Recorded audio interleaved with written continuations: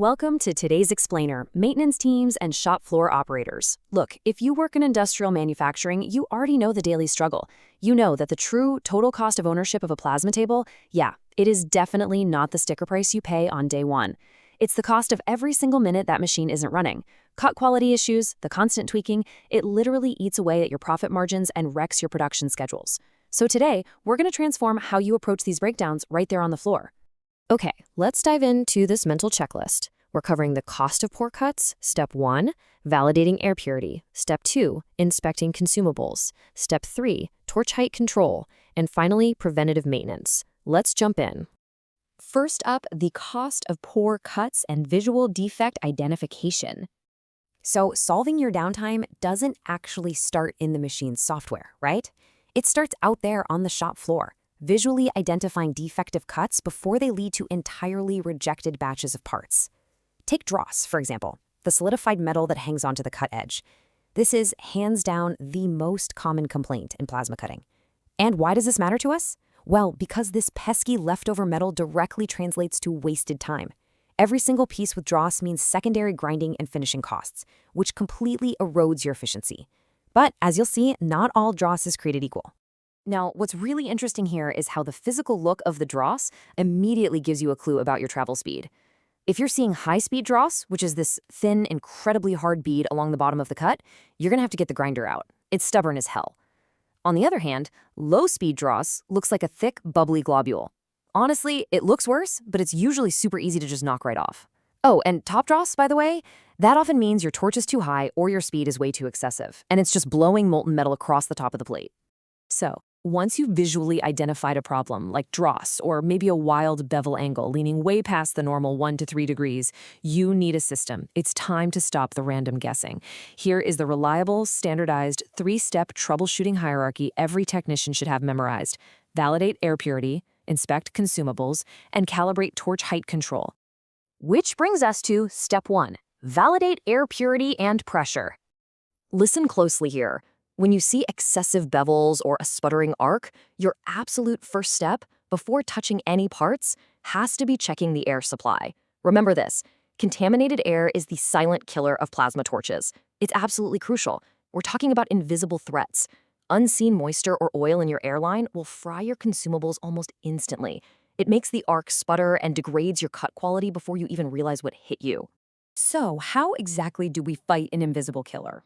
Well, with a highly actionable, incredibly simple test you can do on the shop floor right now. It's called the white cloth test. You literally just hold a clean white paper towel or cloth under the torch lead while purging the air. If you see any moisture or oil spotting on that cloth whatsoever, bam, you've got contaminated air. You immediately know you need to go check your filters and your compressor. All right, let's move on to step 2, inspect the consumables. Let's see how this all builds together. Once your air is verified clean, we examine the most frequent recurring expense in your setup, the consumables. That's the shield, the nozzle, and the electrode. Technicians, this is your visual playbook. You are hunting for tiny, microscopic failures. First up, the pit test. Look right at the electrode's hafnium center. If that little pit is deeper than 1/16 of an inch, or about 1.5 millimeters, it's dead. Toss it. Next is the orifice check on your nozzle. Is that center hole perfectly round? Because if it's elongated, or if it has even a tiny nick, that's going to divert your arc and cause that irregular beveling we talked about. Now, keep a simple problem-solution matrix in your head so you can rapidly match a cut defect to its exact technical cause. Short consumable life. Well, we just learned that's likely low air pressure or contaminated air, so go check those filters. Incomplete piercing. Your pierce delay is probably too short, or the torch is too high. What if the arc completely fails to start? Check for a worn electrode or a bad ground clamp. And if you've got an irregular bevel, you're almost certainly looking at a worn nozzle or an incorrect travel speed. Memorizing this logic is a massive time saver. Moving to our final core diagnostic, step 3, torch height control or THC calibration. And this brilliantly illustrates why THC calibration is a game of millimeters, with some pretty extreme dangers attached to it. Getting this right is vital, especially for bulk operations needing consistent quality. Look, if your torch is calibrated too close to the workpiece, you run the very real risk of the torch diving directly into the metal. That causes a catastrophic crash and ruins your equipment. But if the torch is too far away, the arc stretches out, loses all its cutting power, and becomes completely unstable. giving you a terrible cut edge. Getting this calibration perfect is simply non-negotiable. Finally, let's talk about long-term preventative maintenance.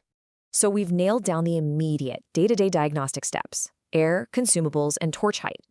Now, let's pull the lens back from those micro components to the macro level. These are your systemic safeguards, the broader procurement and setup strategies that stop these headaches from happening in the first place. First, look at your machine duty cycle. If your machine is rated at a 50% duty cycle and you're pushing it to 100% in a bulk environment, it will overheat and cause arc failures, for sure. You need to verify your machine exceeds your daily requirements by 20%.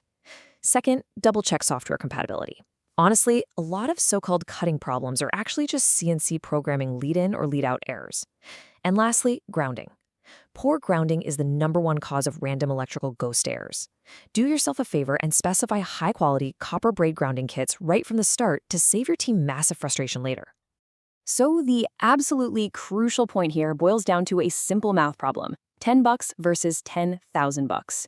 When you buy a plasma table, you've got to have a launch kit. That's a dedicated stash of spare parts, nozzles, electrodes, swirl rings. Why? Because in the reality of industrial production, waiting 2 whole weeks for a simple $10 missing nozzle to be shipped out can ultimately cost you 10 grand and lost production time. It happens all the time. Which leaves us with a pretty serious question to end on. Is your shop floor truly prepared with a launch kit for your next breakdown? Honestly, are you ready for when that electrode pits or when the airline suddenly pulls in moisture? By mastering the 3-step protocol of air, consumables, and torch height, and by auditing your spare parts readiness, you can drastically reduce your total cost of ownership. I highly recommend taking a walk out onto your shop floor today to find out just how prepared you really are. Thanks for joining me on this explainer, and hey, keep cutting clean.